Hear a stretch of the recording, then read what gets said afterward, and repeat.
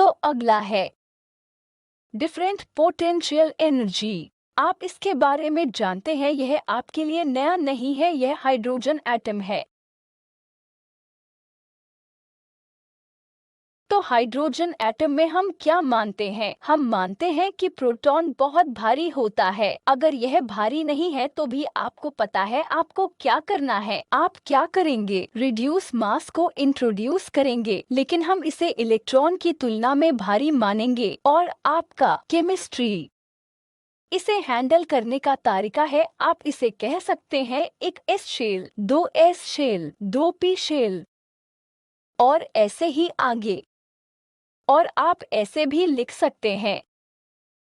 और यहाँ आप समान डिजेनरेसी के साथ लाइंस निकाल सकते हैं एक एस शेल के रूप में, जहाँ principal quantum number n equal है 1, l इक्वल है 0 के। लेकिन आपके पास लाल लाइन हो सकती है और यहाँ यह दो स्पिन स्टेट संभव है, यह दो फोल्ड डिजेनरेट है और ऐसे ही आगे दो एक्स शेल में फिर से होंगे ये दोनों n इक्वल 1, l इक्वल 0 के। लेकिन मैंने 4 लाइंस क्यों रखी हैं? क्या ऐसा कर सकते हैं? नहीं है ना? हाँ या नहीं? नहीं। तो यह सही नहीं है। सब दो एस आई के रूप में लिखा गया है, मैंने यहाँ गलती की है। ठीक है, तो आपको समझ आ गया। आप केमिस्ट्री के कोर्स में क्या करते हैं? यह दो फोल्ड डी क्या करता है? 1s2 फोल्ड डिजेनरेट है, 2s2 फोल्ड डिजेनरेट है, 2p होगा 6 फोल्ड डिजेनरेट और ऐसे ही आगे। और पोटेंशियल एनर्जी सेंट्रल पोटेंशियल है, जो कि एक ओवर आर पोटेंशियल है। जब आप देखते हैं एक ओवर आर पोटेंशियल तो आपको पता चलता है कि आप कौन से कोऑर्डिनेट सिस्टम का चुनाव करेंगे। स्फेरिकल पोलर कोऑर्डिनेट, क्योंकि आर फिर आप पोटेंशियल एनर्जी को अलग कर सकते हैं। जैसे केवल आर कोऑर्डिनेट पर कार्य कर रहा है, वहाँ पर अन्य पोटेंशियल एनर्जी नहीं है। तो जब आप हाइड्रोजन एटम के प्रश्न को हल कर रहे होते हैं तब कार्टेशियन कोऑर्डिनेट अच्छा कोऑर्डिनेट नहीं है। हम मैकेनिकली स्फेरिकल पोलर कोऑर्डिनेट लेते हैं और इसे हल करते हैं। इसका कारण है पोटेंशियल एनर्जी केवल रेडियल कोऑर्डिनेट पर ही डिपेंडेंट होती है। तो आर थीटा फाई कोऑर्डिनेट्स पर कार्य करने के लिए बेहतर है। एक्स वाई पर कार्य करने का कोई मतलब नहीं है। आप एक्स वाई जेड पर कार्य कर सकते हैं, लेकिन ये अधिक जटिल हो जाएगा। तो चुने हुए कोऑर्डिनेट्स हैं स्फेरिकल पोलर कोऑर्डिनेट। ये सुविधाजनक है और आप चुन सकते हैं, क्योंकि आर थीटा फाई का यू वास्तव में केवल आर का यू है। यहाँ थीटा फाई कंपोनेंट नहीं है और हम सेपरेबल वेव फंक्शन लिख सकते हैं जो रेडियल डिपेंडेंट, थीटा डिपेंडेंट और फाई डिपेंडेंट का प्रोडक्ट होगा। हाइड्रोजन एटम के लिए 3 डायमेंशन में हैमिल्टनियन को आप संक्षेप में डेल स्क्वायर्ड लिख सकते हैं। मैं इसे स्पष्ट रूप से नहीं लिख रही हूँ कि यह लैप्लासियन क्या है, लेकिन आपको पता है क्या करना है। और यहाँ है 1 ओवर आर, तो आर थीटा फाई को सब्स्टिट्यूट करें और लैप्लासियन को फिर से लिखें स्फेरिकल कोऑर्डिनेट्स में। और फिर हम क्या करेंगे? आप कोशिश करेंगे कि दो इक्वेशंस को अलग करें। ठीक है, पहले यह पूरा सॉल्यूशन लिखते हैं और आप यहाँ से देख सकते हैं यहाँ है आर डिपेंडेंस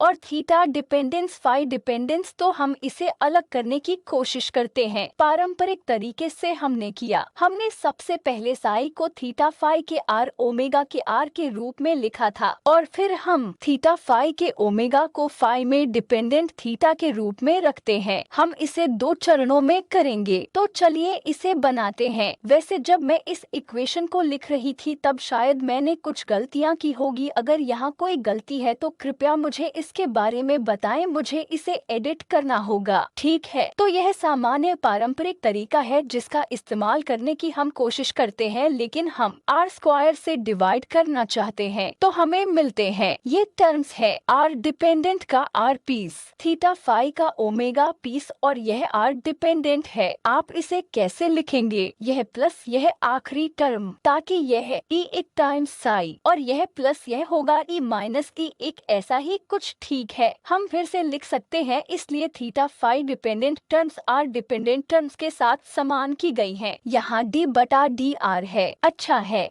तो यहाँ कोई साई नहीं है।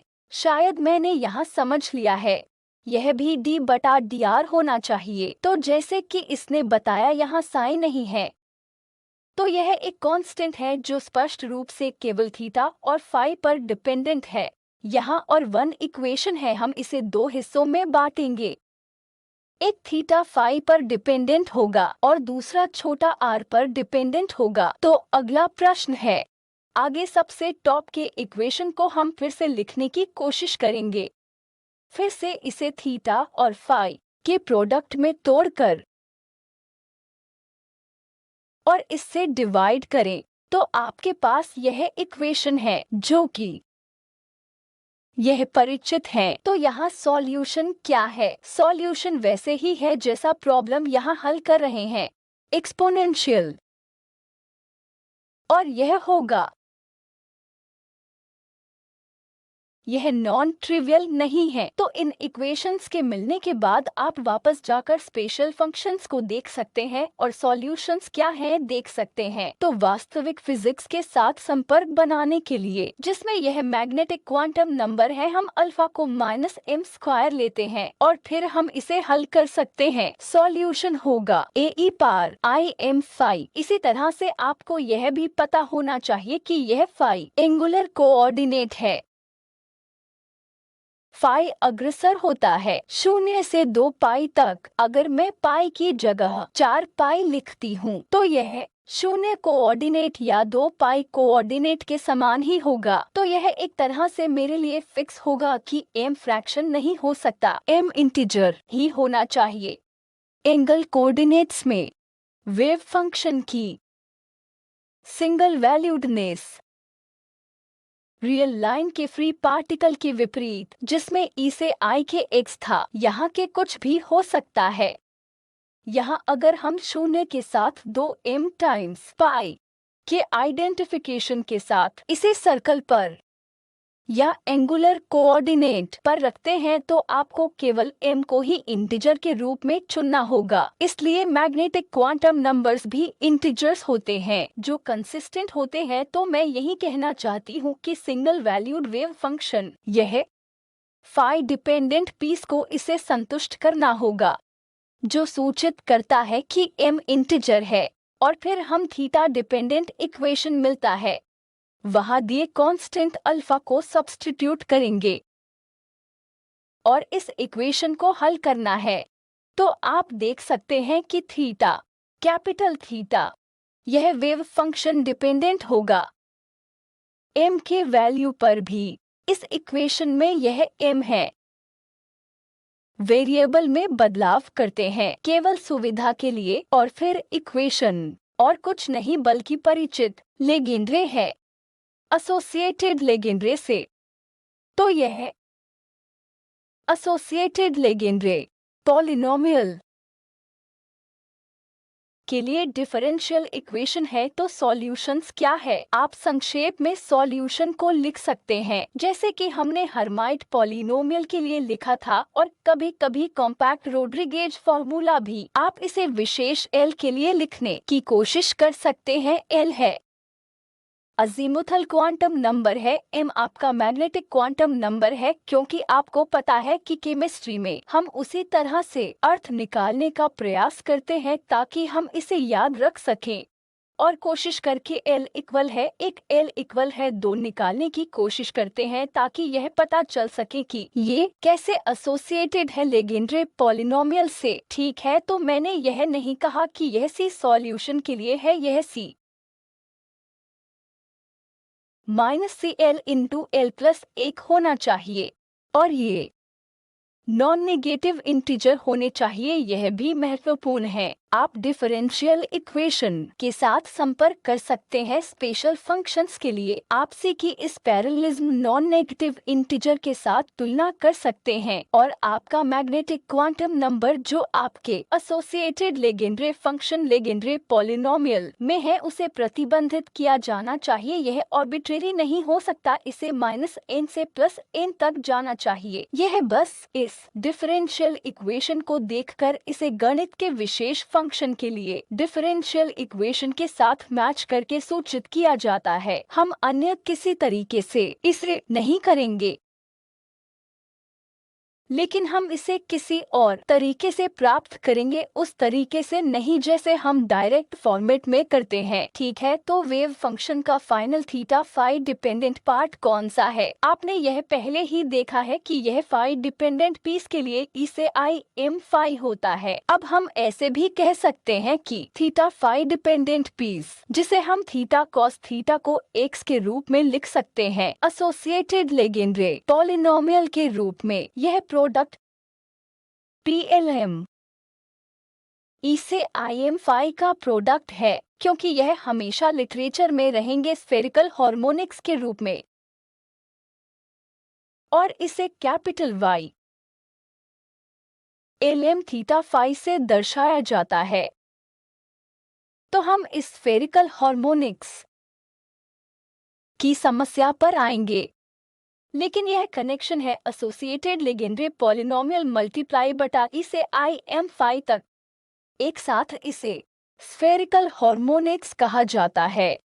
नॉर्मलाइजेशन ऐसी चीज है जिसे आपको हल करना होगा, कम से कम विशेष L और विशेष M के लिए, लेकिन इसे जनरल L और M के लिए भी निर्धारित किया जा सकता है। यह आप कैसे कर सकते हैं? यह नॉर्मलाइजेशन केवल थीटा का इंटीग्रल, या आपको d cos थीटा और d फाई आपको इंटीग्रेट करना होगा। cos थीटा को थीटा अग्रसर होता है 0 से पाई तक, और फाई अग्रसर होता है 0 से 2 पाई तक, और फिर आपको नॉर्मलाइजेशन को फिक्स करना होगा। क्या बचा है? Radial part. हमने एंगुलर पार्ट किया है, हमें रेडियल पार्ट करने की जरूरत होगी। तो हम इस कैपिटल C को सब्स्टिट्यूट करेंगे, जो आपके ओमेगा थीटा फाई से संबंधित है। ठीक है, इसमें डालकर हमें यह मिलेगा। इक्वेशन के रेडियल पार्ट के लिए मैंने पहले ही यहाँ स्मॉल n लिखा है। एंटीसिपेशन क्या है? यह L यहाँ डिपेंडेंट है। यह डिफरेंशियल इक्वेशन बिल्कुल आपके विशेष फंक्शन एसोसिएटेड लेजेंड्रे की तरह है। अगर आप स्पेशल फंक्शन पॉलिनोमियल को एसोसिएटेड लेजेंड्रे के लिए चेक करेंगे तो यह डिफरेंशियल इक्वेशन है जो एसोसिएटेड लेजेंड्रे पॉलिनोमियल द्वारा संतुष्ट है। हम इसे निकाल नहीं रहे हैं, हम केवल इसे डिफरेंशियल इक्वेशन के संदर्भ में हमें जो पता है उसके साथ मैच कर रहे हैं। तो सॉल्यूशन क्या है? सॉल्यूशन लिटरेचर में दिया है। अगर आपको याद हो तो मैं आपको फंक्शन स्पेसेस के लिए यह ग्राहम स्मिथ ऑर्थोगोनलाइजेशन देने का प्रयास कर रही थी, और मैं यह कहना चाह रही थी कि आपको वेटेज फैक्टर डालना चाहिए। तो यह है, और यह हाइड्रोजन एटम रेडियल कोऑर्डिनेट 0 से इन्फिनिटी तक अग्रसर होता है। स्क्वायर इंटीग्रेटेबल फंक्शंस, तो आपके पास है e⁻⁻½ r या r का फंक्शन जिसे OR कहेंगे, और एसोसिएटेड लेजेंड्रे पॉलिनोमियल, और एक कंडीशन है कि n और डेल आर्बिट्रेरी नहीं है। आपका L हमेशा n से कम या समान होना चाहिए, कम या समान, साथ ही कम n L से बड़ा होना चाहिए। ठीक है, तो यह रो r जो मैंने यहाँ लिखा है यह केवल एक फंक्शन है, मल्टीप्लाइड किया है r के साथ इसका प्रपोर्शन, लेकिन यहाँ बोर रेडियस a0 अटैच है। ठीक है, तो वहाँ पर जो है उसे मैच करके यह सब मिलता है, और कन्वेंशन से हमें क्या पता चलता है, बोर रेडियस क्या है, हम यह लिखने की कोशिश कर सकते हैं बहुत ही संक्षेप तरीके से। यह सॉल्यूशन, यह छोटी सी बात है, लेकिन दिए हुए डिफरेंशियल इक्वेशन के होते हुए सॉल्यूशन ढूंढने के लिए अगर यह गणितीय लिटरेचर से फैमिलियर है तो हमें बस सॉल्यूशन प्राप्त करना होगा, और इन सब वेरिएबल्स को इसके अनुसार फिर से लिखकर यहाँ शायद एनर्जी ना हो, शायद कांस्टेंट है, लेकिन हम एनर्जी इसके टर्म्स में यह लिखने का प्रयास कर सकते हैं। तो n प्रोपोर्शनल है 1 over n squared negative sign में। निगेटिव साइन क्यों? Bound state.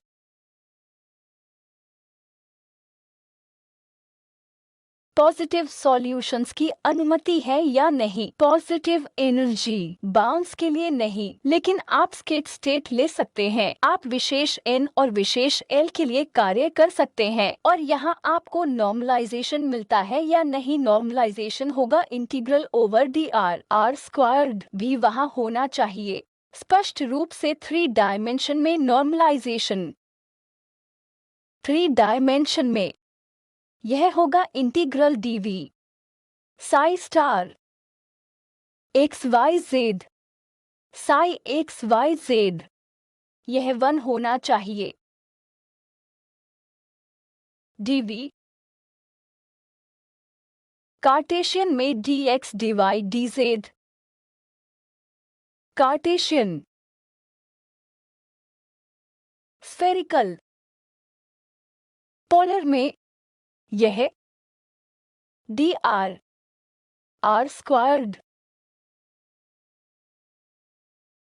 Theta d theta phi. ठीक है, तो अब मैं कहना चाहती हूँ कि अगर आप अपना साई r के फंक्शन के रूप में लिख सकते हैं थीटा फाई को omega theta phi times r of r, फिर integral sine theta d phi theta phi का ओमेगा मोड स्क्वायर्ड 1 होना चाहिए। r स्क्वायर्ड का क्या? मोड r स्क्वायर्ड को इस पीस से मल्टीप्लाई करेंगे। ठीक है, तो अब आपके पास है मोड r का r whole squared dr r square. यह पूरी तरह से जैकोबियन से मिलता है जब आप xyz को r थीटा फाई की ओर ले जाते हैं। ये फैक्टर्स मिल रहे हैं कई स्टूडेंट्स के अनुसार। पिछले कई वर्षों के विद्यार्थी इन r स्क्वायर्ड के बारे में भूल जाते हैं जब वे नॉर्मलाइजेशन करते हैं, लेकिन जब आप स्फेरिकल कोऑर्डिनेट पर जाते हैं तब वहाँ नॉन ट्रिवियल जैकोबियन। आपको यह याद रखना होगा कि इसलिए यह r squared dr sine theta d phi mod omega theta phi whole squared mod r का r होल स्क्वायर्ड। यह वह होगा जो नॉर्मलाइजेशन r पीस में हिस्से कर सकता है और थीटा फाई पीस। लेकिन नॉर्मलाइजेशन वॉल्यूम फैक्टर के साथ किया जाना चाहिए जैसा उचित हो। सिलेंड्रिकल कोऑर्डिनेट्स में क्या होता है? मान लो मैं लिखती हूँ साई रो फाई z, यह हो जाएगा dz रो d रो।